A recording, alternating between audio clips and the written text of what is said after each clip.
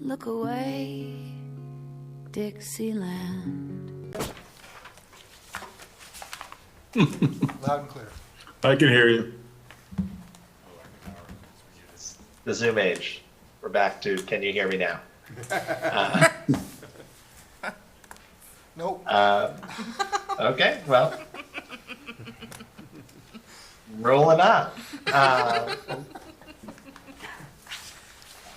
Call this meeting to order.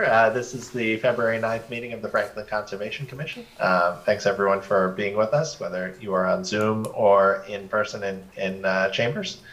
Just a couple brief announcements and housekeeping before we get started with the agenda for tonight. First, we're continuing to operate in a hybrid setting due to the ongoing COVID-19 virus and other seasonal ailments. Folks are welcome to participate via Zoom or in person. Several commissioners are on Zoom tonight, so just as further proof that we have no preference. If you'd like to participate via Zoom, you can go to the Zoom application, and the meeting ID number is 899-3543-6577. You can also dial in to Zoom through the phone number 929-205-6099. And again, the meeting number is 899-3543-6577. And you're able to participate and provide comments either in person or via Zoom. Just a couple other quick notes before we get started. As many of you may know, we're in the midst of our open space and recreation plan process for 2023 that the commission is leading up. In conjunction with our normally scheduled meetings, we'll be starting at 6 o'clock to discuss various topics relating to the open space plan. Tonight, we had the school superintendent, Lucas Jaguar, to talk through some of the school facilities and related things that he's seeing and looking at. So we will resume those in a couple weeks. And again, those stakeholder sessions are open to the public. Anyone is welcome to attend. They are not formal public hearings, but folks are welcome to attend regardless and to raise any questions or comments you have. We do have several formal public hearings on the plan, the first of which is on February 21st at 6 o'clock p.m. That is, similarly in hybrid form. We will be in person, likely at likely at the Franklin Senior Center, and then on Zoom as well. And then two other open space related announcements. The first is that on Monday, we'll be coming out with an open space survey that's going to go out to all residents of the town. We would encourage you to take a look and respond if you can. Any feedback is invaluable to us as we look to put together the plan and the goals for the next 7 years. So this has some legs to it. And then lastly, anyone who would like to comment on the plan, you can also do so through our website, franklinma.gov/conservation. And at the top of the webpage, there's a link to the open space and recreation plan. And through that link, you can provide us with your comments. So thank you for bearing with my blabbing. Before we get into the public hearings, since we're in hybrid format, I'm just going to go through a roll call of the commissioners, both in chambers and on Zoom. Can we start with chambers? Jeff? Jeff with is us? present, sir. Hey, Jeff? Mark? Mark LePage here. Okay. Michael? Michael Ryan here. Okay. And on Zoom, Richard? Richard's here. And Meg? Meg Hagan present. Okay. And I'm Pat Gallagher, and Jeff Livingstone is absent tonight. So first up on our agenda, we have the continuation of a notice of intent for 74 South Street. Is the owner or the representative on with us tonight? No, Pat, they requested a continuance. Okay. Anything else to report, or just continuing for tonight? Just continuing for tonight. No new information submitted. Okay. This is a public hearing. If any members of the public would like to comment or have questions, you are welcome to do so. But otherwise, we'll move to continue this to our next hearing. Okay. Hearing none. Richard, can I have a motion to continue this to February 23rd? Up to.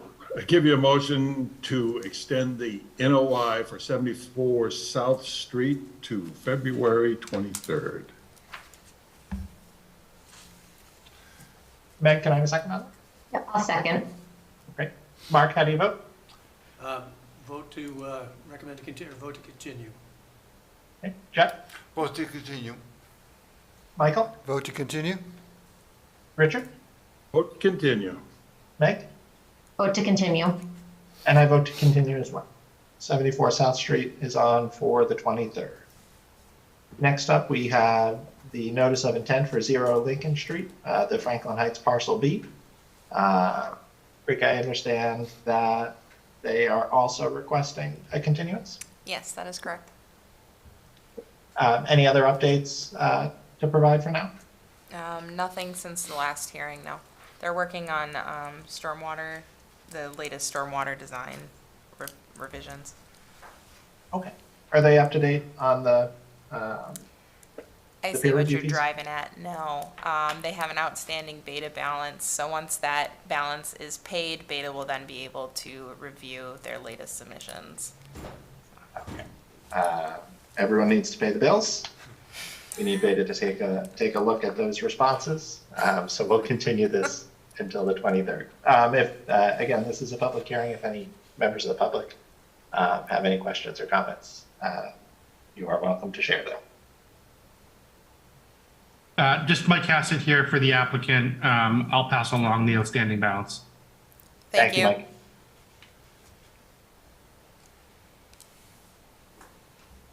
Hearing no questions from the public. Jeff, can I have a motion to continue? Sure.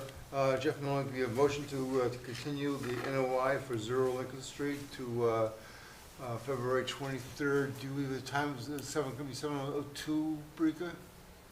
Yes, that is correct. Second. Mike? 23rd.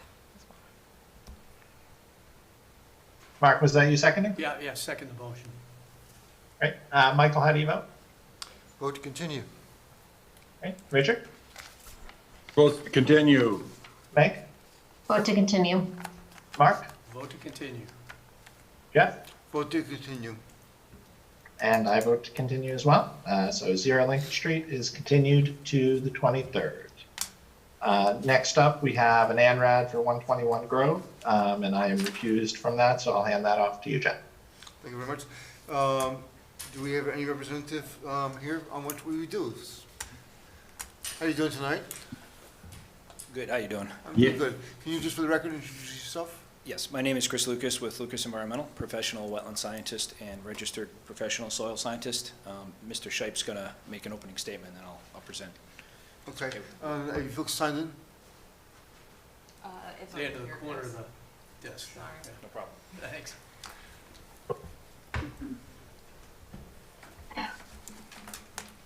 Mr. Chairman, good evening. Good evening. Yeah, this is John Shipe here on behalf of Fairfield Residential, and also online is Rob Hewitt with Fairfield Residential. Thank you again for having this hearing tonight. If you recall, a couple of weeks ago, we had discussed this project. To recap, the wetlands were flagged by Lucas Environmental, and we submitted an ANRAD. Jonathan Nero from Beta Group submitted a comment letter January 6th, and Christopher submitted a response letter dated January 23rd that acknowledges the comments and provides, in my opinion, a very substantive rebuttal to some of the concerns that were raised. We acknowledge that a lot of the wetlands that were flagged, the jurisdictional areas, were agreed on, but we have a couple of areas that are, there's a disagreement. And we hope that with Chris speaking briefly tonight about his position and recapping his memo, there might be an opportunity for a compromise on some of these gray areas. If there's no other questions, then I would just turn it back to Chris to provide an overview. I'd also remind the board that I think it might have been unfair last week, 2 weeks ago. I don't think that the board, Abrica nor Beta, had a full opportunity to read Lucas Environmental's letter, so hopefully by now that has happened. Mr. Chairman, is there anything else, or should we turn to Christopher to provide an overview? Well, thank you, and Christopher, why don't you go ahead? Great, thank you. I'll keep this brief, and I'm not going to get into the level of detail that was presented in the letter. I'm just going to generally present what we've done here. I know there's been some discussion. I apologize for, I was trying to get to the last hearing. My basement flooded, so it was a rough day. But something to consider with groundwater. You know? Something to consider this time of year. Doesn't mean it was a wetland. We've made the majority of the changes that Beta requested. I know they had 9 comments on this. I'm briefly just going to run through them. I should keep this to about 5 or 6 minutes at most, and then we can get into a discussion. The first comment was related to several points that Beta had requested on the plan. We've updated the existing conditions plan. This is the original. It's colored up. I have the other one, but for the scale, you don't really need to see it. Just know that they requested a survey benchmark be added. That was done. They requested the assessor references be updated for all parcels. That was done. And they asked us to add the buffer zones, which we did do. They're shown on the other plan. We've added the 25-foot, 50-foot, and 100-foot buffer zone to the resource areas. They also asked us to add all the off-site resource areas. Being that they are off-site, we don't have permission. The only location that does have an off-site resource within 100 feet of the property is the power station for the power company down here. There is a wetland along the edge within 100 feet. We would just recommend a fact of finding, and when we come forward with a notice of intent, we'll make sure we have that shown in some fashion, either approximated or however we need to do it, but we'll just make a note here that there is something there, and we'll have it shown for a notice of intent. Beta stated that they concurred with the on-site stream assessment, that they are intermittent streams and no riverfront extends onto the property. They confirmed the delineation of the intermittent streams that we delineated BF 1, 2, and 3. Where we disagree with Beta is their contention that there are 6 additional streams on the site. We disagree in that a stream requires a flowing body of water and a definitive channel with a hydraulic gradient. As you know, this site is very steep, and as is common with groundwater seeps, water is going to flow from high to low points. We don't agree that those 6 areas contain a defined channel. At this time, it really has no bearing on any future concepts we're looking at, but we do disagree that those are streams. Beta concurred with the delineation of wetland B, which is this wetland here. This is wetland B with streams, the 2 streams in here. And this is wetland A, again, as a reminder, with a large stream flowing through, and this is wetland C. They confirmed wetland B. They did have one question. They wanted flag 49. We didn't quite get to the property. They asked us to extend it to a benchmark in the stone wall. That has been updated on the plan. So we're in agreement on wetland B. They agreed with most of wetland A, except in this vicinity here between wetland A and C. Beta noted in the report it was flags 29 to 31. I do disagree with that. In the field, I specifically discussed with Beta and the agent what flags. We discussed flags 29 and 30 were the area of disagreement. And that's between flags 5 and 6. So the area between 5 and 6 in wetland C and 29 and 30 of wetland A was the area of disagreement, which is comment 8 on Beta's letter. So otherwise, they do agree with the boundary of C otherwise. Getting into comment number 8 on the disagreement of this area, specifically here, there's 3 criteria we look at. We look at vegetation, soils, and hydrology. In this particular case, we look at vegetation first, but this area is a maintained agricultural field, which makes it somewhat challenging to look at vegetation. That being said, we will note Tom Liddy and myself from my office have been out there numerous times. He's a professional and certified wetland scientist, and a professional and certified wetland scientist and a professional soil scientist. I've been doing this 23 years. I'm a soil scientist. I also have a master's degree in soil science from UMass. This is our area of expertise in disturbed agricultural fields. We look at vegetation first. The area in wetland A and wetland C has a predominance of wetland vegetation from what we could tell. The area in between does have some wetland vegetation, which is not uncommon in a situation like this, but it doesn't appear to have as much. Whether it hits 50% or not is a bit of a question here. So we took a very detailed look at this numerous times, and we've looked at the soils, which is the area where we significantly disagree with Beta. Number one, Beta has determined that this is hydric soil based on a federal criterion. It does not meet any of the state criterion in the Mass DEP delineation manual. That being said, if we take a look at the federal criterion, we don't agree with Beta that F6 is appropriate here.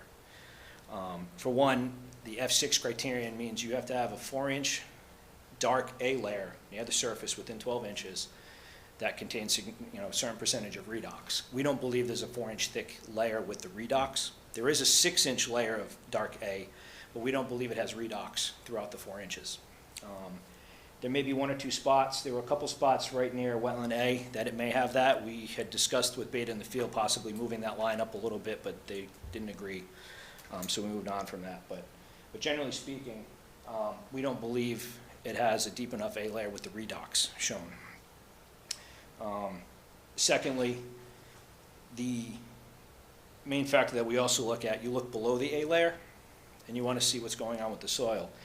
In wetland C and in wetland A, if you look below the A, you have a depleted matrix. That's where all the colors washed out of the soil because the high water table is sitting near the surface. You have a depleted matrix below that 6 or 8 inches. It's that gray layer you see when everything's leached out. We're seeing that here and here. We're not seeing it here. Below the A layer, we're seeing here bright chroma soils, which are indicative of uplands. So to us, that's saying there's a groundwater seep breaking out here, where the groundwater table is at the surface or near the surface. It is not here. Now, that's not to say there isn't water moving through here, but it's not sitting at the surface long enough to create a wetland condition. Finally, looking at groundwater, the DEP manual specifically says you have to be very careful how you assess that this time of year when we're outside the growing season. Beta noted water within a few inches of the surface on their site walk. I don't think they were taking into consideration the rainfall prior to that. We looked into it. There was about 1.6 inches of rain in the 2 days preceding their investigation, and almost 3 inches of rain the 2 weeks preceding it. So it's not uncommon, as you all know, we've had 8 inches of rain in January. Water sits near the surface and slowly infiltrates. So if you have 1.6 inches of rain, you're highly likely still going to have water at the surface. That doesn't mean high groundwater. It's like my basement. I've never had water in my basement. We had water in my basement in the last storm. It doesn't mean it's indicative of a high groundwater. It just means the water's up high right now due to the rains, and you don't have vegetation soaking it up. So that being said, we don't believe there's a high groundwater table here. You would see a depleted matrix, or other more significant, you'd see lower chroma values, so lower chroma colors there. So our opinion is we believe we've accurately delineated this area. We disagree with Beta on this, what we're calling a transition zone in between. The final comment is, number 9 is related to this test pit 16. In this vicinity here, Beta believes there's 1 or 2 isolated wetlands in this area. We've looked at that similarly. We're seeing similar soils. There's not much redox. We don't believe there's hydric soils throughout this area. Beta correctly notes there's a couple red maples, some high bush blueberry, and some sweet pepper bush, which are wetland plants. But the predominant vegetation in this area is a oak and pine overstory.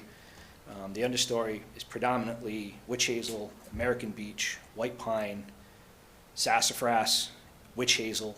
These are all upland species you don't typically see in a wetland. So we do believe that this area is truly an upland and not functioning as a wetland. My final point on all of this, because I know sometimes it's difficult. Okay, you have your peer review consultant saying one thing, you have the applicant's consultant saying another.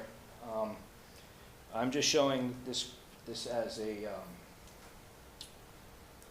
this is a draft plan that was done several years ago on behalf of the owner for a different development scenario. LEC Environmental Consultants flagged the site. They're a well-known peer review company, they're a well-known firm. This is their isolated wetland in the middle. They also did not flag this as a connected wetland. In fact, their wetlands probably is a bit smaller than what we flagged So we were a little more conservative in flagging that wetland C, which we believe is accurate. LEC did not feel there was a connection between these areas. And furthermore, they also did not flag a wetland near test pit 16.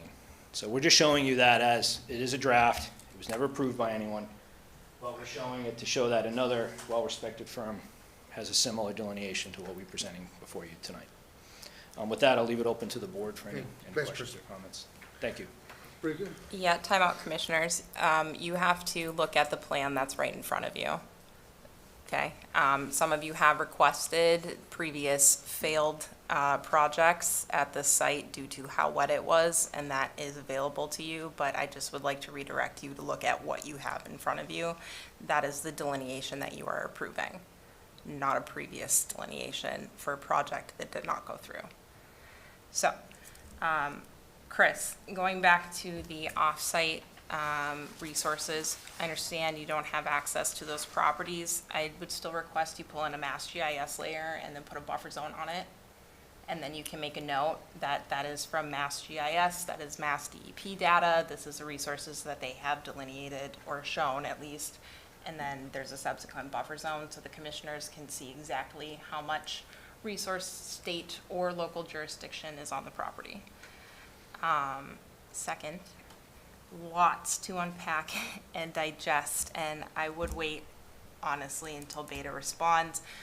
But since we're getting into it, 4 wetland scientists, myself included, certified and professional, and with 3 wetland scientists from Beta, and also their certified soil scientists have also looked at this site.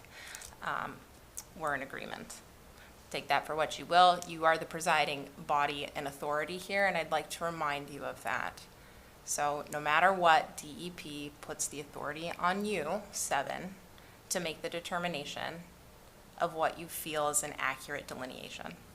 And I would like to give you that power and encourage you to remember that, right? So yes, follow the science, trust the wetland scientists, figure out your own decision, and do your own research on it. I encourage you to do that outside of myself, outside of Beta, outside of Lucas Environmental. As I mentioned, I would like to wait to Beta to really unpack everything presented here. Additionally, there is an outstanding Beta fee, so Beta will not review the latest letter until that is paid. So regardless, this will get continued. But I would like to bring back some of the parameters that you mentioned, Chris, especially about a maintained ag field. You're right, it's maintained, it is an agricultural field, which means organic matter cannot naturally decay. So you're not getting that chemical decomposition within the soils. So the soils are not, they also lie. So that's something back to the beginning of this process that was suggested. We wait to redelineate in spring without mowing so you can get the best of all scenarios for the landscape and the environment to show its true colors, no pun intended. Secondly, you brought up right now, in this time in winter, it is not an appropriate time to prove groundwater. You're right, neither was it at the end of April to delineate during a drought. And I'm not trying to be punchy here, but I'm also trying to show the commissioners that there are multiple variables here that make this delineation very hard and make this, I don't want to say contest, but this approval process more difficult than what it would be. Ideally, this would be redelineated in spring when the meadow is not being mowed in normal environmental conditions, so that means not in a drought.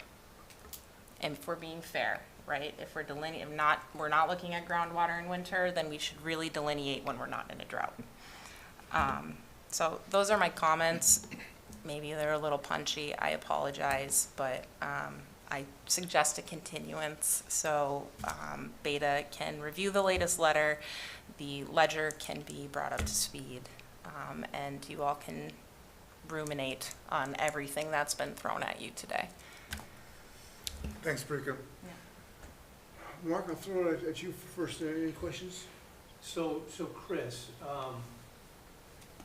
So when you were talking about where the area you did not see depleted matrix, was that at W9 there or in between the isolated vegetated wetland and It was in between, because Beta's saying. 5 and 6 and 30 and 31. That was the area. So between C5 and 6. Oh, between, And okay. 30 and 31 was the area in debate per the conversation during the sidewalk. Okay, all right.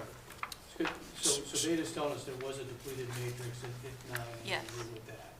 It's- No, I believe their letter, they were basing it on criterion F6, Okay, which is looking at the surface, and they were looking at the dark layer above the top 6 inches of soil and saying that there was significant redox there enough to meet criterion F6. We're arguing they didn't look below F6 and look for depleted matrix because a depleted matrix does not exist there. And Okay. Beta did concur with that in the field. But they were focused on the top, and we disagree with that assessment. do you think the regular mowing's impacted? There's a lot of sensitive fern out there. Sensitive fern is a very common successional species in ag fields. We see it a lot of times in agricultural fields in upland areas and wetland areas, just because it's an easy colonizer. A lot of times you have compaction at the surface, so water could sit there a little bit longer Okay, than in other areas, so you might get a position where it can colonize and take root. That doesn't mean it's a wetland. Sensitive fern is fact wet. That means a third of the time it can grow in an upland. 2/3 of the time it's in wetland. And, if you've got it growing well here, it's not uncommon to think the seed's gonna propagate outside of it. Mhm. And that's what you have to look for in the transition zones. And since I have the floor, Mr. Chairman, just a few points on Brika made.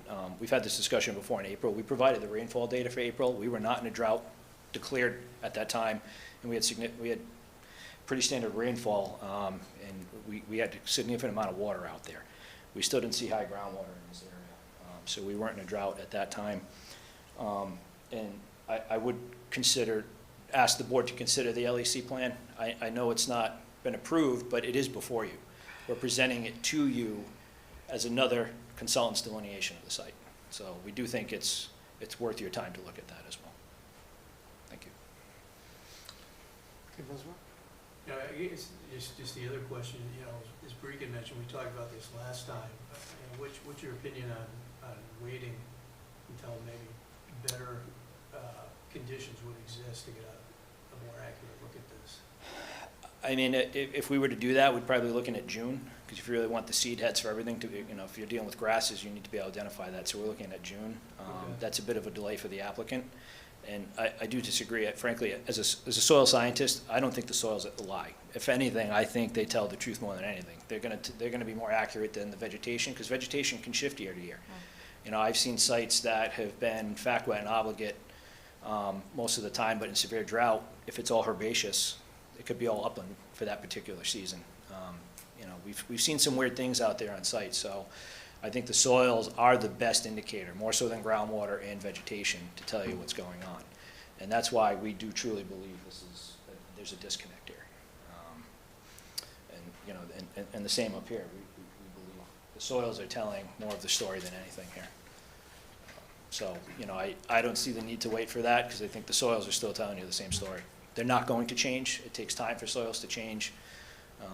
Anaerobic conditions take time. It has to be saturated long enough in the growing season for the anaerobic process to take place with the bacteria to leach out the irons and whatnot and create that grayish color and have the redder colors below as the iron leaches out. And we're not seeing that here. It's bright chroma. And I think Beta's failing to acknowledge that. I have a question. Richard? What, if you went with Beta's recommendation, what would that do to your project? Well, in this particular case, we'd have to reach some kind of consensus on where there is a well, and we don't believe there's one here, and Beta believes that this area is one or two large isolated wetlands. But are you building up there? There is a proposed building in this location back here, yes. Okay. But it's a So if 40 that was feet. And it. Mr. Chairman, And I'm sorry, hold on one second. Sorry, I don't mean to interrupt, but you are seeking exemption from local bylaw. So isolated wetlands or not, I mean, for all intents and purposes, you can build on an isolated wetland. Possibly, Well- we haven't looked, if it's federally jurisdictional, that has implications for a possible requirement for a 401 water quality cert and a 404 permit through the Corps, so there's other permitting and Sure. timeline consequences, so there's that issue here, and then as far as this, if this is connected, this becomes bordering vegetated wetland, which becomes more problematic. Currently, the clubhouse is proposed in this location, conceptually. Obviously, it's not before you, and we're here doing this now so we can lock this in so they can move forward with the design of the project. So they're waiting for this so they can design. So waiting till June just holds up even getting into a further design at this point. So that's why we came forward with the ANRAD. So this would have implications for the clubhouse and filling BVW. Like we said before, our intent is to fully replicate this. I mean, right now, the majority of this is agricultural area. Most of this is in agricultural use right now, and then a small portion of this is scrub. There's purple loosestrife growing in there and some goldenrod, so it's a de minimis wetland, and our plan was to cross through here and do a large restoration and restore a lot of that agricultural area into a more pristine wetland and create a better habitat when it's done. At least that's the tentative plan conceptually right now. And Mr. Chairman, if I could also ask a question, can you hear me okay? Yeah, just fine. Thank you. Brika, you raised a good point, and you stated something. I just wanted to either ask you or Chris or the board or the commission. That particular area that's in question, Chris, if you could, I guess it's around test pit 16. Brika, you stated that, I think you just said a minute ago, if it's isolated wetland, you could still build on it. Well, that's what you're proposing, yeah, so that's your project application. When you first came in for your 40B, you were requesting a variance from all local bylaw. So I think to your point that you've made previously, of course, that's not before this commission tonight, right? Well, in your ANRAD also, you're requesting that all local jurisdictional resources are delineated and approved too. So whatever your application or your proposal is stating, I mean, that's your application. So Yeah, your exactly. application is seeking a variance from all, from jurisdictional isolated wetlands, which means, for all intents and purposes, you are planning to build on isolated wetlands, or can at least build. You want the opportunity to build on isolated wetlands. So that's your application. And then the ANRAD also is stating that you are seeking verification on local and jurisdictional. So that's your application too. So, Well, Chris may have, a follow-up on that, but my question, my pointing out is, if the area near TP 16 were to be designated as a isolated vegetated wetland, your statement that we could build on it, correct me if I'm wrong, but if it exceeds a certain threshold, it may in fact be extremely more difficult to build on it in the future. Would you say that's true, depending on the size? for an isolated wetland, yes, certain isolated wetlands under the Act can still fall into jurisdiction, state jurisdiction. But my point is just that that's what you're proposing. So in the future for a 40B, for an isolated wetland, and Chris, maybe if you want to guide your client with this. Well, he doesn't need to guide me. What I'm saying is, if it was a small 500 square foot isolated wetland, Yep. relatively incidental. Oh, I see what you're driving at. Yeah, 10,000 sure. square foot isolated wetland is substantially different, right? I see what you're driving at, and that's. Thank you. Sure, but at the same point, I think the point of contention right now is that I believe it's connected to BBW. Beta believes that it's connected to BBW. And the end goal of this anyways is that the commission still has the presiding authority. You are the regulating, permitting authority to either to take all resources given to you and to suss out and discuss amongst yourselves which boundary line you'd like to go with. Well, This is Chris, if you different could from an point out- NOI, so it's not, I mean, you're not approving the project yet, you're just approving the line.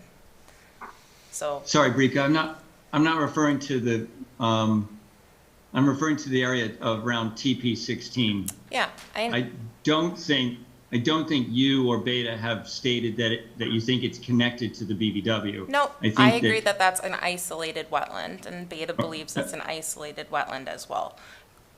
Lucas Environmental believes it is not an isolated wetland. But for all intents and purposes, based on the project and the permit application, I mean, that's a moot point, right? I like to guide you in the reasonables, the big picture objective here, commissioners. And so the point of contention, truly, the point of discussion is the isolated wetland C that would connect to BBW. Well, I was referring, thank you, Brika. I understand. I'm referring to the area around TP 16 Sure, that we have not identified as any wetland whatsoever. sure. And if it were to be, and it's an area that Beta has said is possibly isolated wetland, I don't want the board to think that that's de minimis. If it's small, it may not be a substantial impact to the development of the land. But if it's large square footage of isolated vegetated wetland, it can have a much greater impact to the development in the future. I agree think with that's- you, John. I think that's a good statement. Yes. I think that Yeah, isolated that's what- wetlands do have an impact to the landscape and are, important, for sure. Thank you. Brika, sorry, a question from Mike Hagan over here. Do we have an idea of what size we think that possible isolated wetland would be at TP 16? Not off the top of my head.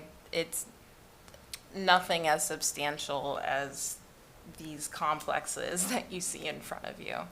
I did have Yeah. a question related to that. There were some blue flags that were hung by Beta out there. Was that their attempt at flagging what they believe was a wetland? I think John did mention at 2 hearings ago that they went out and flagged some approximate locations, but it wasn't a full line delineation. Okay. That's redundant, but it wasn't a full delineation. So I think they were just kind of noting those areas for you and your crew to go back out. I can check, you can email and CC me, that's fine. Okay, I was just curious. I did see some blue flags because Yeah. we did go back and look at that area again after the Beta site walk, and we still stand by our position. All right, so let me go back. Richard, do you have any more questions? Don't we have a case of battling experts? Pretty much. Yes, And we we do. have to make, Well, we have to make a decision one way or the other eventually here. It's all up to you So guys. be- I mean, ask your questions, get your resources, Yeah, you know. okay.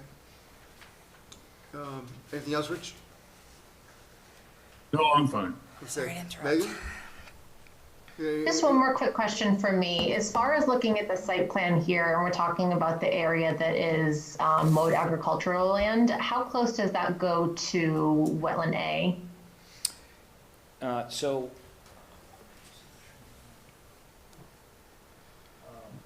there's a bit of tree line, so this area here is agriculture. There's a little scrub pocket here.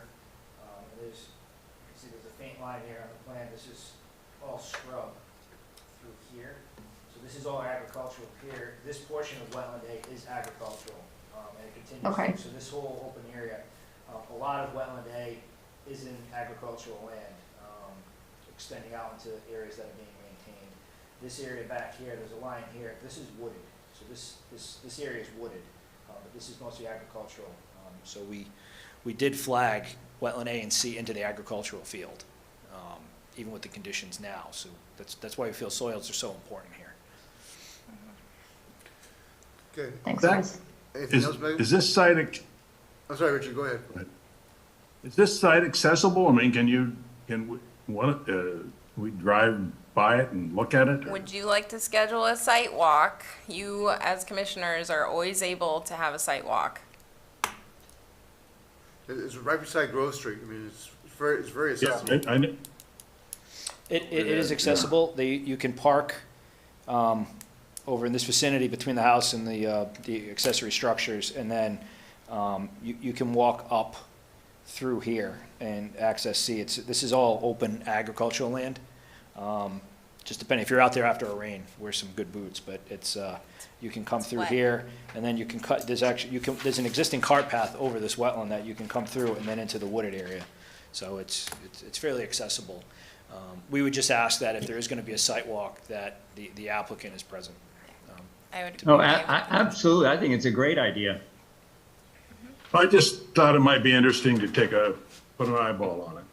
Yep. Yeah. I think we're kind of I'd be agreeing with interested Richard. in that too, Richard. Okay, I will send an email out tomorrow, to get a schedule down with you all, and then I'll bring you in once Okay. there's a schedule with some prospective dates and give some flexibility Okay. if that works. Yeah, that'd be great. Megan, any other points? Not for me now, thank you. Okay. I'm sorry, Richard, were you all set? Yeah, I'm good. Okay. Michael, you've been quiet. One question. You brought up the previous project delineation. And do wetlands change over time? They can. We've seen it go both ways. So it really depends on the site conditions. This delineation was done in 2018, so it's not that old. It's not like a 10 or 15-year-old. That's typically where we see more change. And that's part of the reason, ANRADs are good for 3 years, because wetlands do change and they want to make sure there hasn't been significant change. So, but LEC is a well-known consultant. They do a lot of third-party review. We presented that, I don't know if we call it a tiebreaker, so to speak, but I know it's challenging. We've been in front of a lot of commissions. We do peer review work. It's always difficult when you have two experts, in general agreement, except on a couple areas. It's like, how do you decide who's right? And that's why we kind of threw this in here, because, not approved, but this delineation was done and a plan to come before this board on behalf of the owner for an alternate development.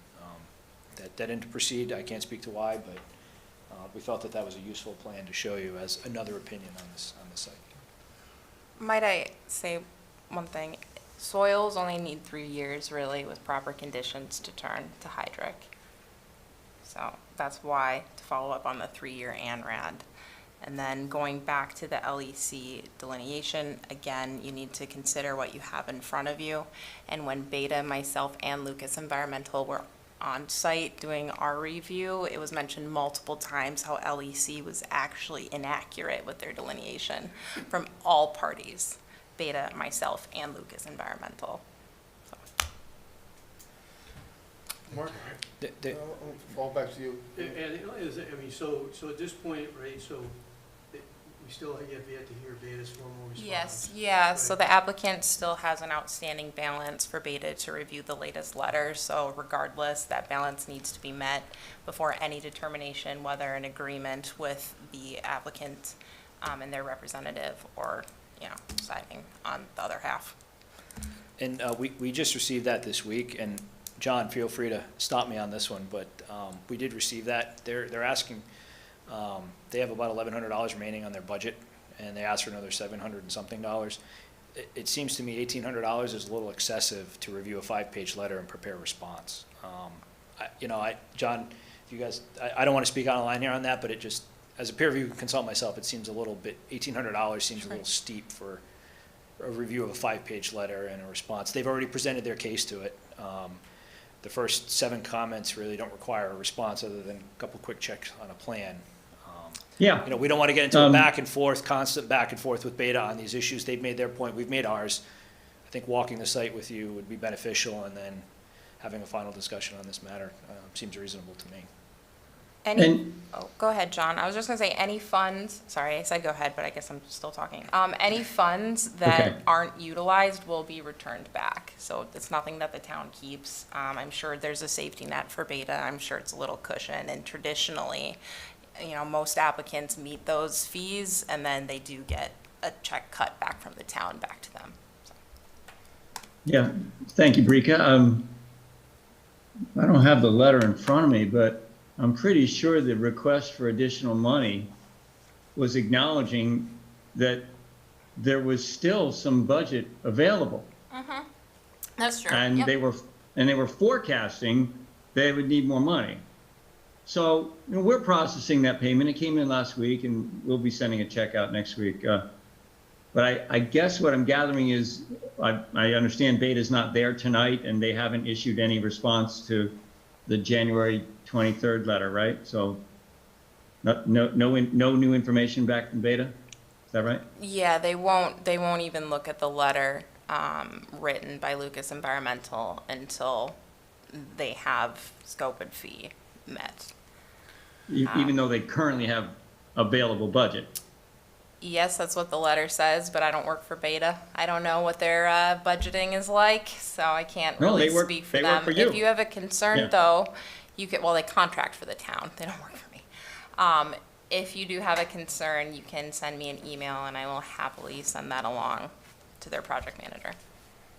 But I would suggest that you do that relatively sooner than later, since you're right, you know, I got that letter late last Friday afternoon. Town hall was closed, I was off, sent it immediately Monday morning, and here we are on Thursday. No, it's fine. You know, they need to be paid, just like Chris does. And we would hope, I was just hopeful that by now we would have heard a response. But, you know, we'll continue the hearing. While I'm speaking, might as well say I've requested continuance.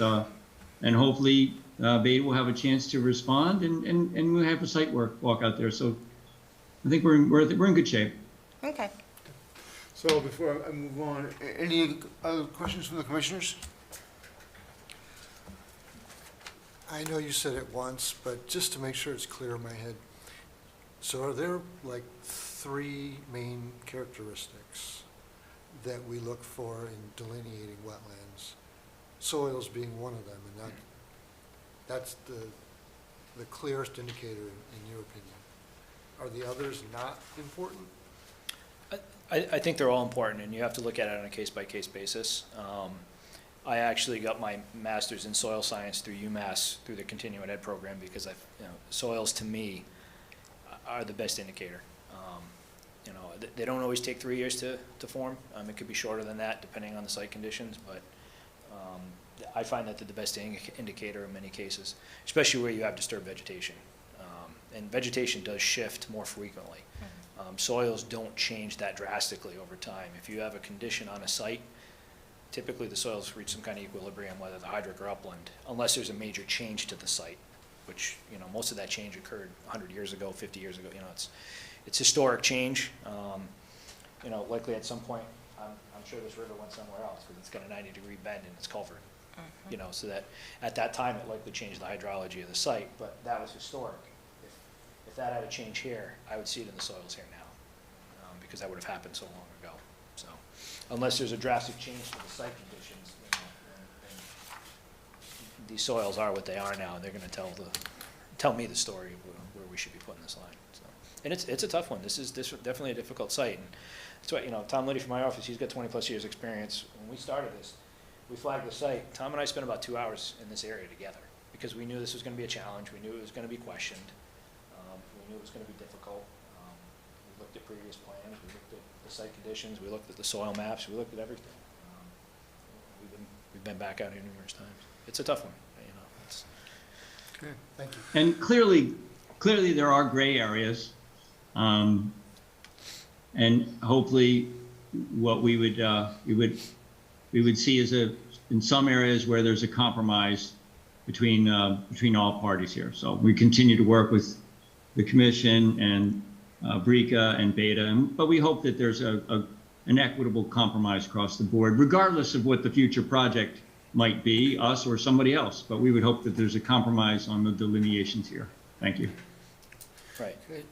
So, any more questions from the commissioners? This is a public hearing, so is there any member of the public, either on Zoom or present, wishes to, I guess I'm hearing crickets. So, Breaker, we're going to schedule a field trip. We still have to get a response back from Beta. So, what are your thoughts about continuing? 2 weeks gonna be enough? Do we need to go further out?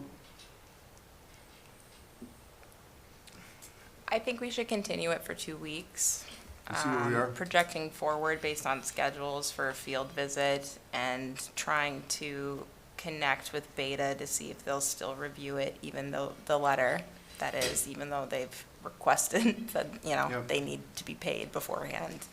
Realistically, it'll for sure probably be 4 weeks, but I think hand-holding it for the next 2 weeks is So fine. if we go out there with the applicant, is it possible to have Beta out there with us as well? Sure, I can get definitely all ask the John. parties and- Absolutely, I think that's a good idea. Absolutely. Would it make sense to go after they respond, or does that not matter? Because they probably want to be paid before they do anything. Probably, especially if they're coming out for a site visit, Yeah. now you're getting into, well, their scope and fee should probably be paid up. So, I don't know, Michael, that I could go either way. I could see pros and cons for both.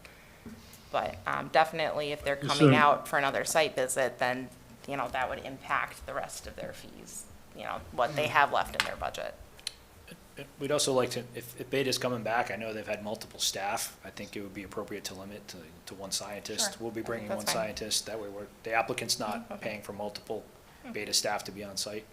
I think that's a fair request. Yeah, I think that is, Yep, a absolutely, Chris. compromise. All right, Chris, thank you very much. Thank you. Thanks a lot, Chris. Appreciate your time. Thank you. And John, thank you. Thank you, Mr. Chairman. Thank you, Board. Thank you, Commission. Thank you, Brika. So can I have a motion to continue to the 23rd? A motion to continue the NRAD on 121 Grove Street to the 23rd of February. Michael? Second? Thank you. Richard, how do you vote? I vote to continue. Megan? Mike Hagan votes to continue. Mark? Mark votes to continue. Michael? Vote to continue. And Jeff Milne also votes to continue. Gentlemen, thank you. Thank you. Appreciate your time Thank tonight. you. Thanks, Yeah. Chris. Thank you. See you at the site. Thank you, everybody. Thanks, John. Thank you, John. Ooh, can we bring Patrick back? Should be. Losing? Maybe he's eating. Is he falling asleep? Probably. I duck. will be awake for a long time this evening. Don't worry. Sorry, Next you- up, we have a public hearing for 30 Uncas Brook Row. Is the applicant or their representative on with us? Yes.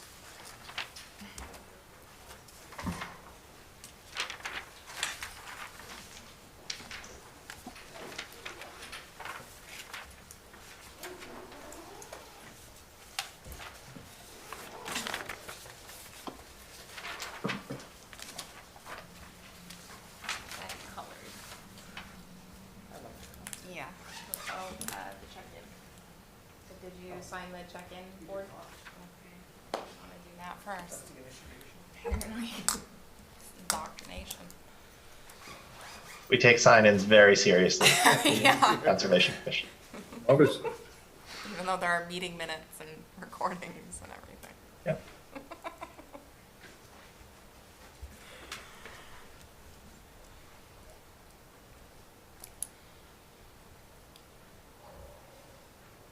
We are signed in. You ready? Thank you. Take it away. Bill Helsing, Land Planning Incorporated, here with Brian Osborne. His property is 30 Uncas Brook Row.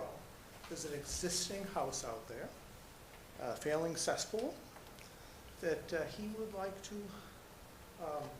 repair the cesspool by putting in a new septic system in the front yard. He would also like to raise the existing house and put a full foundation under it, keeping it in the same location. Wetlands were delineated by Northeast Ecological Services. Scott Heim was the wetland scientist on the project. We have surveyed the whole area there. There's a number of wells and whatever in the site, a lot of close houses out here, so we did our best to offset all the distances for everybody. We show a 25-foot, 50-foot, and 100-foot buffer zone. Clearly, most of the work is within jurisdictional areas. The front of the house is going to be replaced back with mostly pavement as it was, as it is today. And a retaining wall over on the right side of the property to hold up the parking area. The rest of the site will be graded.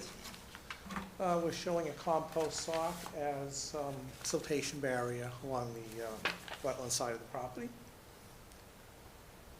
And we've showed a stockpile because we'll probably have a little soil in and out as we do the work.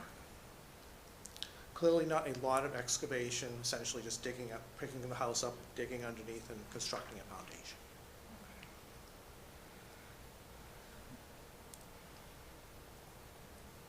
My turn. Thanks, Bill. Brika, have you had a chance to review and just any initial comments? I haven't had a chance to review because of everything else, but you did drop off a check today for Beta to review it. Yes, thank you for that. So this is a much easier lift. Just want to preface with that. It is, as a reminder to commissioners, this is a single-family home, so we are limited to that. We're not limited, but you're not limited. I had a few questions. So I understand why this stockpile area is where it is. That's fine. Typically, the commission likes to see it outside the buffer zone, but I understand with everything going on. I would just request that a sock, oh, I see it, just kidding. Never mind, I digress, scratch that. How much more are you excavating underneath the foundation? Well, we have to be at 4 foot at least below frost. Okay, So on the lake side, we'll be about 4 feet below current existing Yeah. ground. And the footing can come up as we go up. okay. As it's graded up. Okay, and then, I guess my main question is, what is the status of your cesspool? Because you can have an emergency authorization, just given the time frame of myself not reviewing it yet, Beta's, just getting paid, so they can go out and review it. You want to answer that question? If you don't know, that's fine. Yeah, I mean, the cesspool's been there since, like, before my stepdad bought the house. Okay. Like the early 80s. Oh, So okay. it's, you get pumped constantly. Okay. So it'll come out, it'll overflow, it's just. Okay, Yeah, so certainly on this just need to site. Upgrade the system Yeah. at this point. okay, Yeah, I own the house. in reality, the system probably gets put in last. okay. We drive Do the the house house first and around kind of work and our Okay, way out. I see, Yeah, all right. and then Well, work it back. thank you for your honesty with that. I was trying to find some green tape. Okay, so based on this, now that we've had a few of our other public hearings closed out and knowing that the check has been provided with Beta, I can, and our open space meeting actually is probably nothing tomorrow. I can prioritize it to go out tomorrow and review the delineation, and I can let you know my comments on that, and then I can follow back up with Beta. I did let them know today that a check had been dropped off, so they should be getting on it, but I can try and get a more concrete schedule from them. Okay. That would be helpful. So continue is my recommendation. Okay. Brika, Yes, Richard? Richard, go ahead. is it, we're having Beta come out to look at a house foundation and a septic tank. Yes, so Is under, deemed it necessary to do that? Make them pay for that? that's a really good question, Richard, yes, and that was something that Pat and I had actually discussed. Under our bylaw and regulations, any NOI, the way that it's written would trigger a peer review. You're right, and as I was telling you outside, which is a little contradictory, typically I try to save residents money where we can. What And I Richard, I would do, just- go ahead, Pat. No, I don't, I'm sorry to cut you off. No, that's fine. But I will also just take responsibility here for this because I think, just looking at this, and I agree with you, Richard, that, I think wherever we can avoid these costs on folks, we should. I think this is a little bit more of a sensitive site, and particularly looking at putting in septic, right off of a pond and doing work within the 25 and 50 foot. To me, that, had a little more potential risk to it that I thought it merited having a second set of eyes.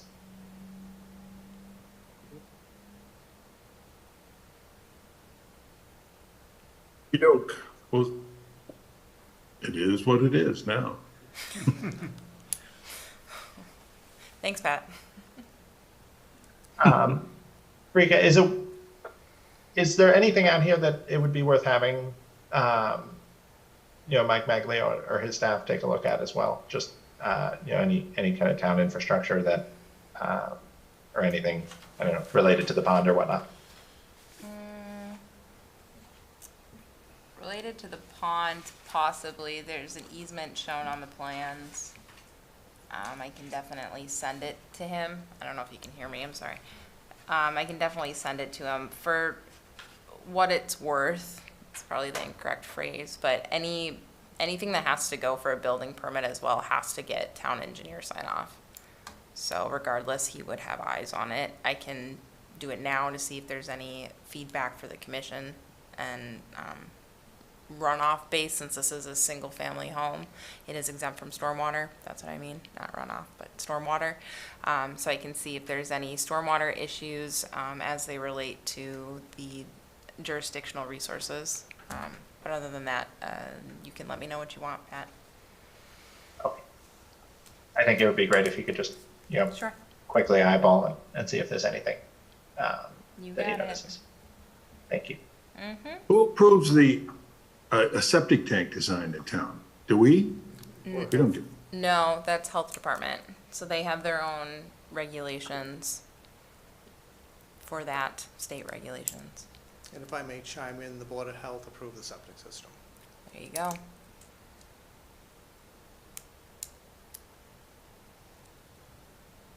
Any questions from the commission, or any other questions, I should say? None for me. All good. Pretty much the same footprint, is that right? Same house, just putting a foundation under it. And same septic area as well? Well, the cesspool is on the side, this new septic system will be further away from the wetlands. Okay. Thank you.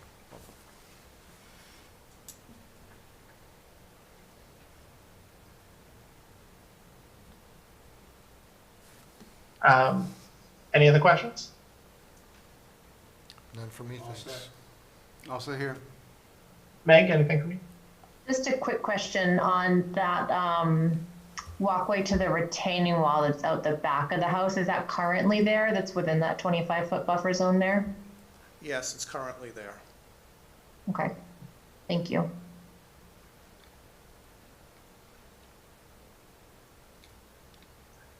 This is a public hearing. If any members of the public have any questions or comments, you're welcome to share those.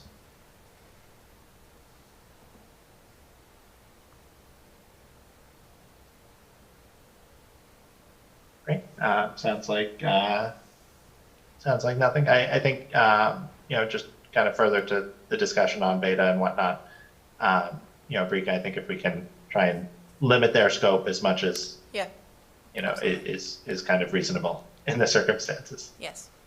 And as you may have heard, any funds that are not spent are returned, so. Yeah, we were looking at their estimate, and it does Yeah. seem a bit, Yeah. They're honest, I'm honest, so you'll get it back. Bill, any other questions you have for us for now? I think the plan is to continue for a couple weeks. Okay, fair enough. Great. Jeff, can I have a motion to continue to February 23rd?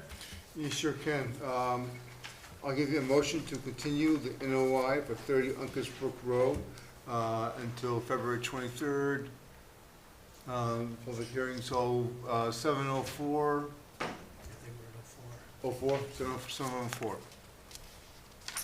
Sounds like a good time. Thank you. Thanks, Richard. Mark, how do you vote? Vote to continue. Right? Jeff? Vote to continue. Michael? Vote to continue. Richard? Vote continue. Meg?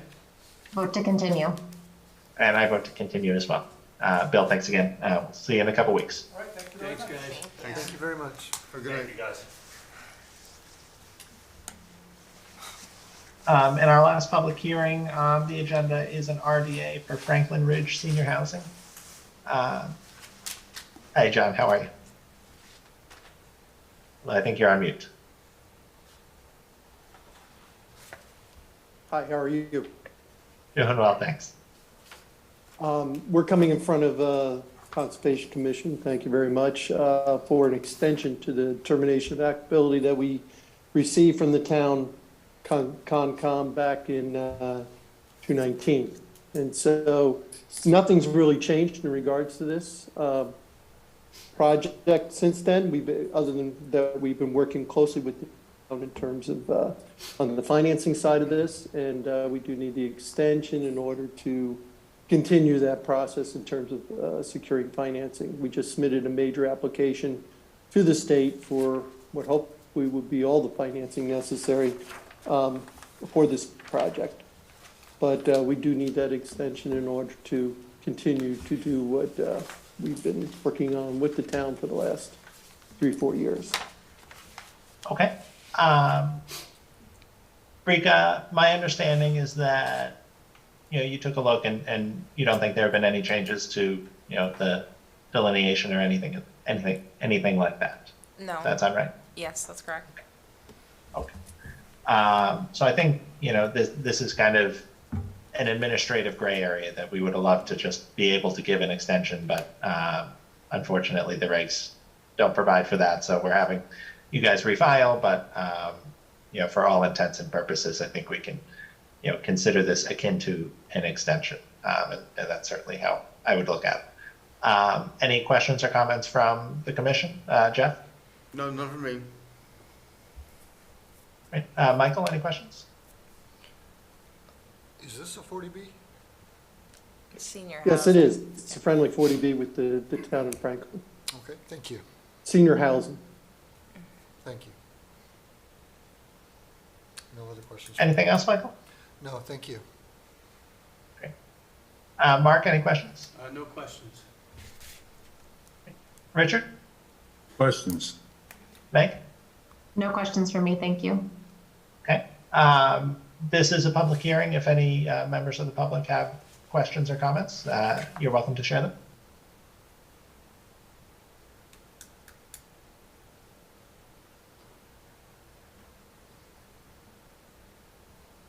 Anything in chambers?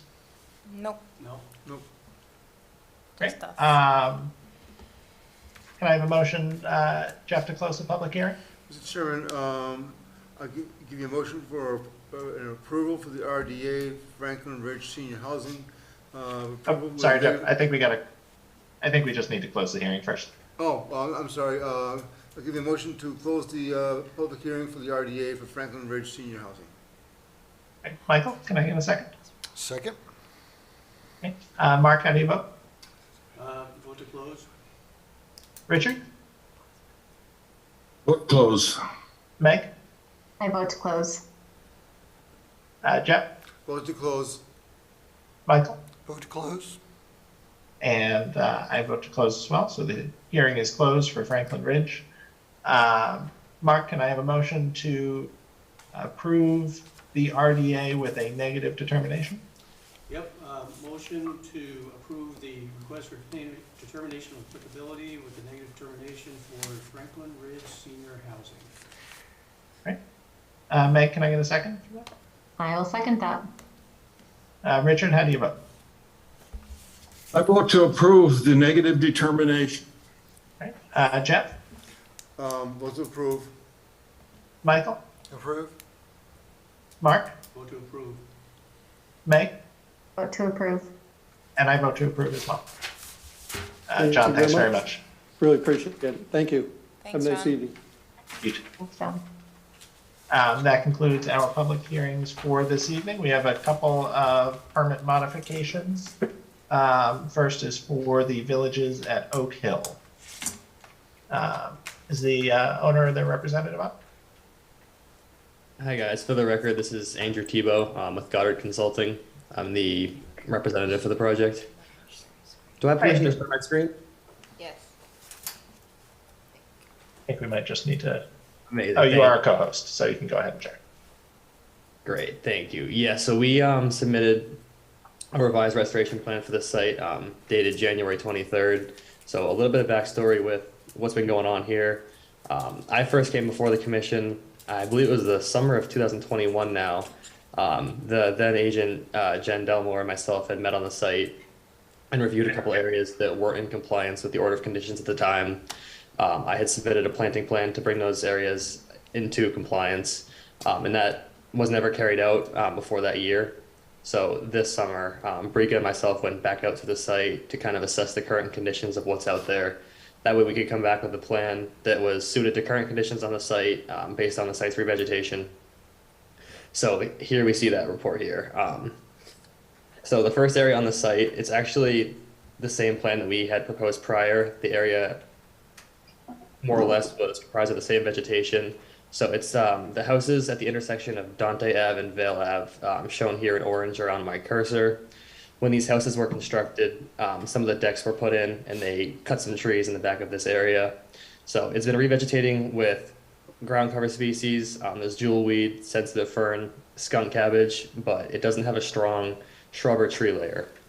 As a result of those decks being there, our proposed plan puts trees only towards the back of the lot. It's 4 maple trees to go in the back, with all the proposed shrubs to go towards the front of the planting area. This is just to make sure that trees don't grow back over the decks and then cause new problems. But we should be able to restore the area to a fully vegetated herbaceous shrub and tree layer. So the second area that we needed to plant on the site was the Vale Ave pond edge. I show it in green up here where the old delineation was, and a photo that currently represents existing conditions out there. This area historically, when this was constructed, was supposed to be planted with shrubs as a restoration area, and since it's been mowed down to just about nothing. There's a couple rose bushes surrounding the pond, but it's mainly grassed and continually mowed. So what we propose for this area is to plant shrubs all along the pond's extent to revegetate. We left a gap in the pond here as the locals often go to the pond. I know there's a bench down by it. I assume part of the reason for cutting it was people were trying to go hang out by it, see the fish and the frogs and everything in it. Our compromise is kind of to leave a small area to walk down to, a small trail, if you will, by it, but revegetate just about the entire bank with serviceberry, winterberry, and silky dogwood. So native shrubs that all provide berries at different times of the year to really revitalize the environmental benefits of it. And to make sure this area isn't mowed anymore as it's been, we propose to add 3 signs along the edges, just reading habitat enhancement area signage or similar language as preferred by the commission. But I do believe that those signs will be important to make sure that that doesn't get continually mowed as it has. So those are the areas that are staying the same. The areas that are changing, we'll see here from Brika and myself, Sidewalk. See if this lets me just go to it. There we go. So originally, that plan I had before you guys back in 2021, there was mulch and kind of some trash and debris that had been knocked down into the buffer zone in this area. And so the original plan was saying that we would come in and clean it up as part of this planting plan. When Brika and myself had walked out there, this area is cleaned up. It's looking great. That mulch layer is doing exactly what it's supposed to. So this plan essentially just proposes that we're going to leave that area alone now. And then that leads me to our last area. So this area is a wet meadow on Tuscany Drive. Originally in that 2021 plan, there was some purple loosestrife in this field. So we called it out as an area that should get treated, planted with shrubs. In 2021, there was a decent amount of purple loosestrife, so at that time, we did think that that would be important. The photos you see here are dated August 4th, 2022. Brika and myself went back to the site, and we found this to be a very impressive wet meadow. It was vegetated pretty thickly with Joe Pyeweed, blue vervain, other native pollinators, sensitive fern, and there were monarch butterflies, swallowtail butterflies, many pollinators throughout the area. So the idea for this, after seeing this, was that this is a healthy, vibrant wet meadow, and the pollinator habitat it's providing, to knock this out and throw shrubs in there and kind of reforest it would do more harm than good for the area. So the hope for this area is essentially just to leave this area as is. I attached one more photo showing some of the blue vervain here. We'll continue to monitor it to make sure that it maintains its meadow habitat, but the area looked great, and on site there is already enough forested area that this wet meadow, in my opinion, should be maintained as is for the habitat it provides. And then the only other thing to note is we did come before you guys late fall to get an extension to the order of conditions for 3 years. So we do have that order already extended for us to carry out this work, and then do the 2 years of monitoring as expected, all under that active order. So if you guys have any questions on the plans, I'm happy to answer them. Great, thanks, Andrew. Nature is obviously smarter than we are. She bats last. Brika, anything to add to Andrew's presentation based on when you were out there? No, but that wet meadow is very lovely. I have to admit, both Andrew and I took a break out there and chatted quite a bit. It was lovely. I did have one question, Andrew, just based on, or just on the habitat enhancement area signage. Is it possible to get that closer to the road and not on the bank? Or another one? Well, one, the commission can talk about it being on the bank. Let's put a pin in that. But, or some other signage at the head of the path going down to the pond, especially for any sort of management company. I'm concerned that they won't see those signs if they're on the far side of the restoration area versus if they were on the roadside. Absolutely, I think that's a great idea, especially with that lawn area kind of in between the mode either. I think we should just add one or two right by the road and then keep the ones as is on the plan as well. Okay, cool. That's totally agree. That was my only comment. Otherwise, I think it's a nice restoration plan. You did a good job. Thank you. You're welcome. I appreciate that. I know. Do any commissioners have any questions or comments? Jeff, want to start? Not for me. I just have one question as a point of interest. I do think it's a great plan. What prompted the restoration plan initially? Andrew, you can speak to the history of the project if you want. Yeah, I absolutely can. I'll actually go back to the top. I actually outlined it in the plan. When this older order of conditions was issued for the site, there was a special condition that you guys would receive a written report as far as the project's conformance to the order of conditions. Once this project kind of shifted hands, I took over as project manager in 2021. We kind of took a look at the old order and realized that wasn't happening. So at that point, that was when I went on that site walk with Jen to find out that these areas weren't looking too good. I think she was on it at the time. She was emailing probably the old project manager that she wasn't receiving the reports. So now we kind of are trying to bring this all together and continue to get you guys those reports once the areas are newly planted to bring this thing to a certificate of compliance eventually. Thank you.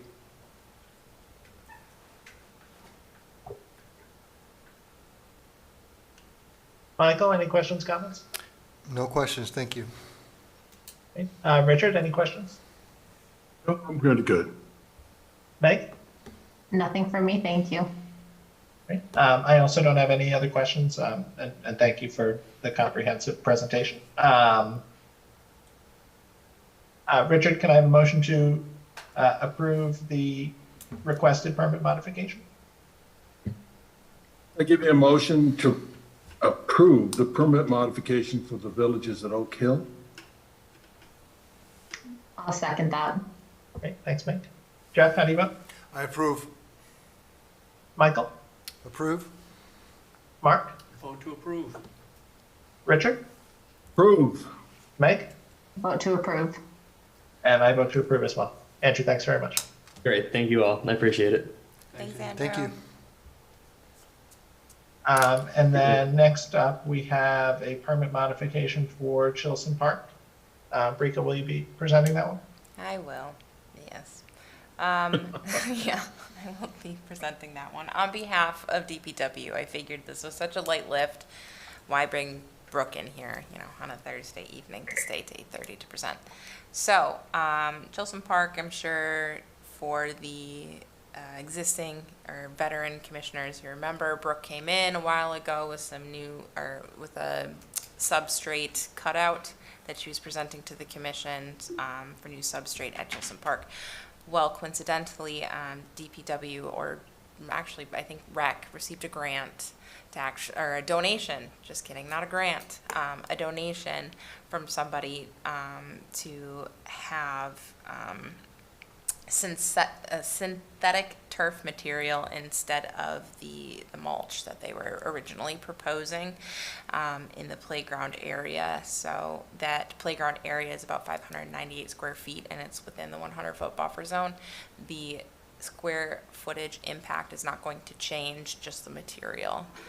So I think it's a win. I think whoever donated funds to supply that for the turf is semi-permeable, so it's not impervious. Water will still be able to move through the natural water column, and I recommend approval. Okay. Any questions?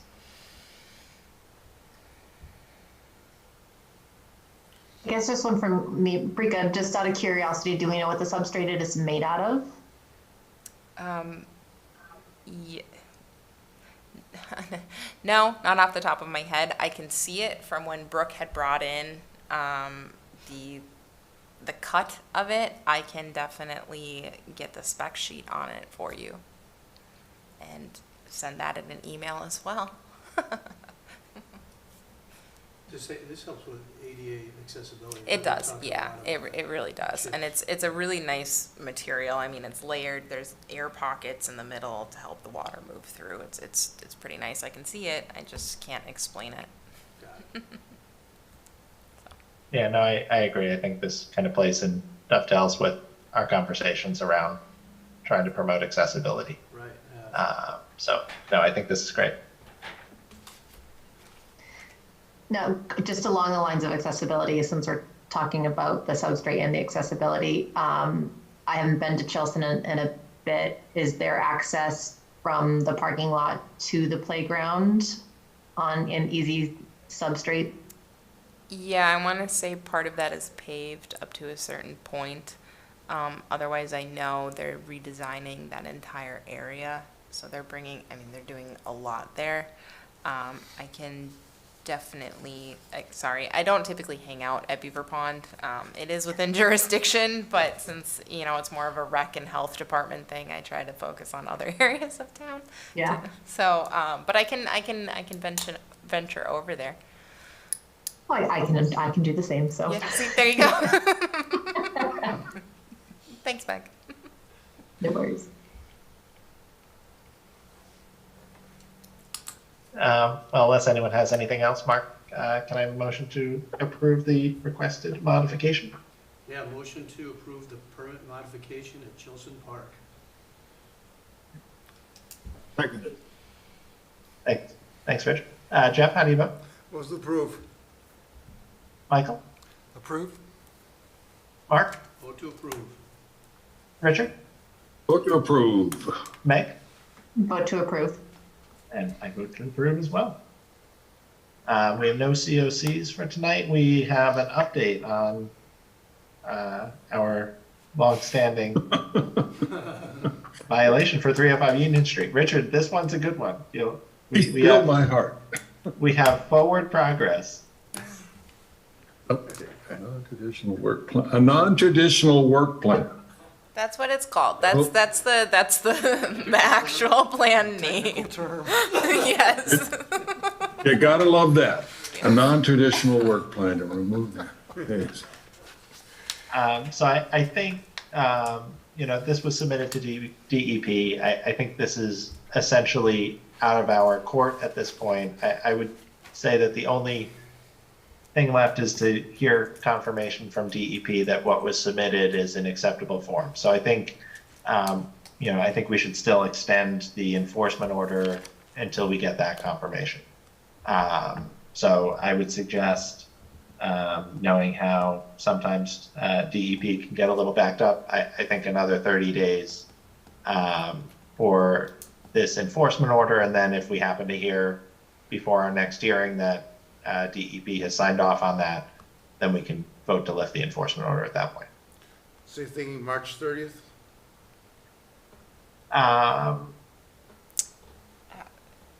No, so I think if we The just 9th extend is it, here. to March 9th.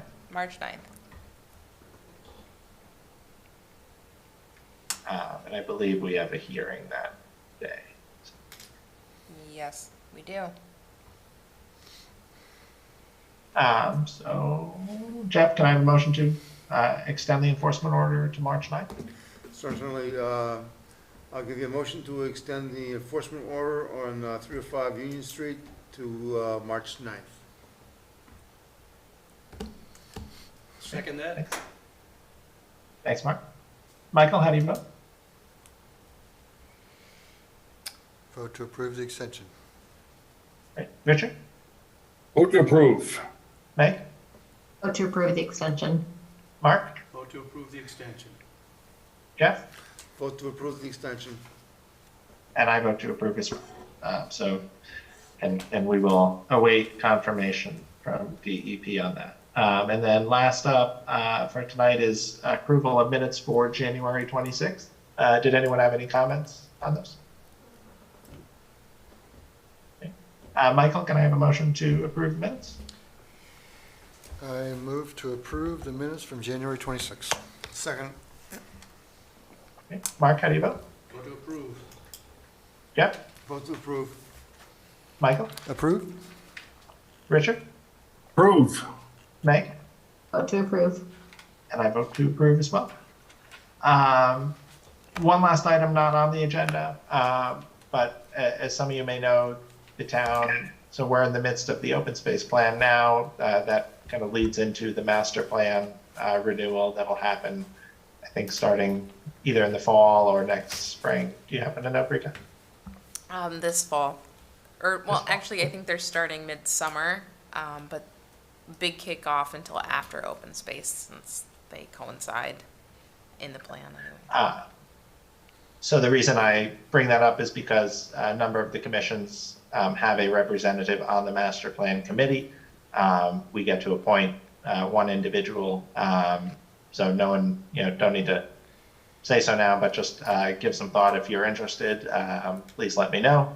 I think Jamie, the town admin, had asked if we could respond on that by the beginning of March. So let me know if it's of interest, and we can talk further then. Otherwise, I will take a motion to adjourn the hearing. Hey, can I just bring up one thing? Oh, sure. So I guess our next public hearing is before our next meeting. It's on the Tuesday before it, right? That is correct. That's a good point. Thank you for raising that. So, and you said it's probably going to be at the senior center? Yes, I have checked with Dan. I'm sure everybody knows this senior center is inundated Yes. with water. I've checked with Danielle, and she believes that by that time we'll still be able to use the multipurpose room, which is where we were scheduled for our open space public hearings. So she said she would either check back in with me later this week or early next week, so I can get that finalized. But What was the date and time? February 24th, I did 6 to 8 p.m. 21st, right? 21st. 21st, thank you. Yep, 21st. 6 Already thinking about a Friday.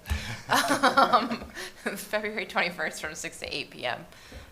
So the theme will be reviewing the 2016, just introducing people to the open space plan.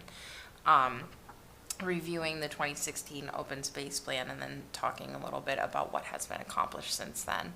And also the survey will be running, so it'll be a really great platform and place for people to either get hard copy surveys, see the QR code, provide feedback in any manner possible. Thanks. Is that a Zoom as well? It's on Zoom and Franklin TV, and they will also be live broadcasting on YouTube. So, yes. And I'm sure all of our citizen reporters will be there too. So is that a better venue than here? The senior center? Yeah. Like, we have some pretty They have a high-tech, cafe, so.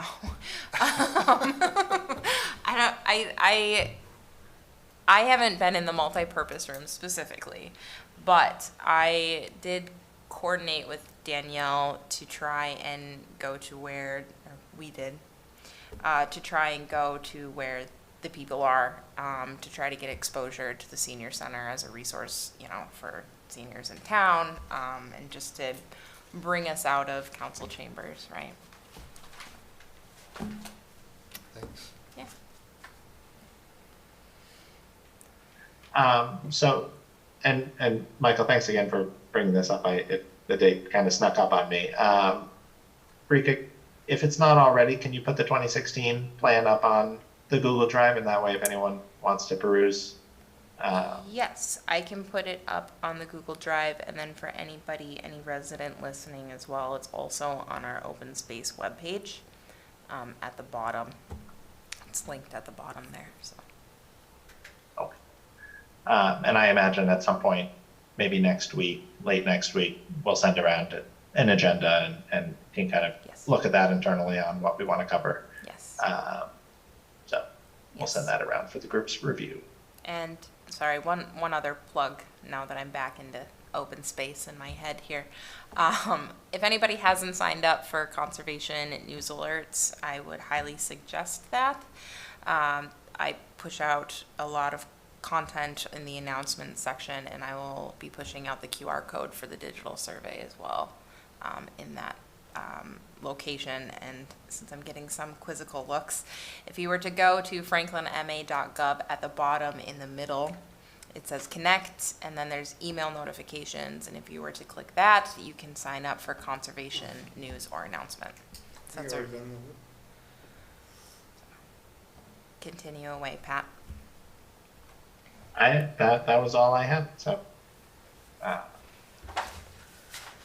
Cool. Anyone else have?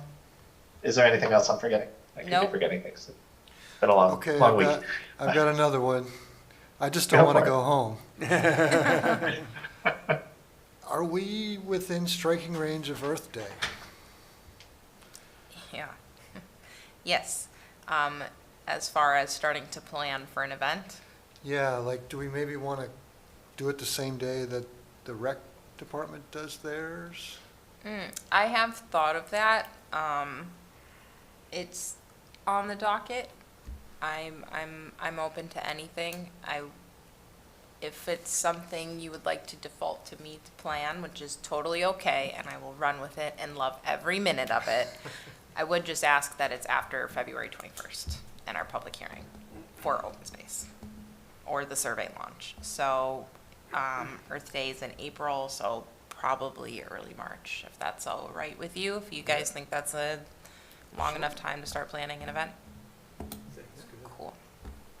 Can I throw out on the same page that as far as my mom's group, Franklin Area Moms, Pat's wife and I have been throwing together a tentative plan, which might be actually something fun to partner with Conservation Commission on. A big environmental extravaganza that we were looking at possibly doing on the Common around that time, and hoping to get Conservation Commission and DPW and a few other resources involved. So maybe Erin and I over the next week can kind of finalize our plans of what we were looking at and maybe bring that idea to you guys when we're ready for it, and see if maybe it's something we can work on together. I speak for the Conservation Department, not the commission, but if you were to send me an email, I think that would be amazing, and I will forward that right on to Derek and Kate and everybody else, and will pull them with me. So that, I think that's definitely plausible. That sounds awesome. Derek doesn't know it, but I've already volunteered him to help. I volunteer him for everything. So poor Derek, he doesn't know it, but he's honorary conservation, or maybe he knows it now. I think he probably realizes it. Yeah, I think he knows. He's the tree guy, of course. Yes. Oh, actually, pause, sorry. I also don't want to leave. I don't leave. Derek did submit our application to become a Tree City USA. So that happened earlier this week as well. So that's really exciting. Yeah. So, Awesome. super exciting. Yeah. All right, that was all. Good stuff. Pat, can I give you a motion to close the meeting? I think it's time to go home for you guys. I'm already home. I will take a motion to adjourn, Joe. I'll give you a motion to adjourn. Second? Approve. Approved. Everyone, ayes? Approved. Aye. Ayes have it. Good job.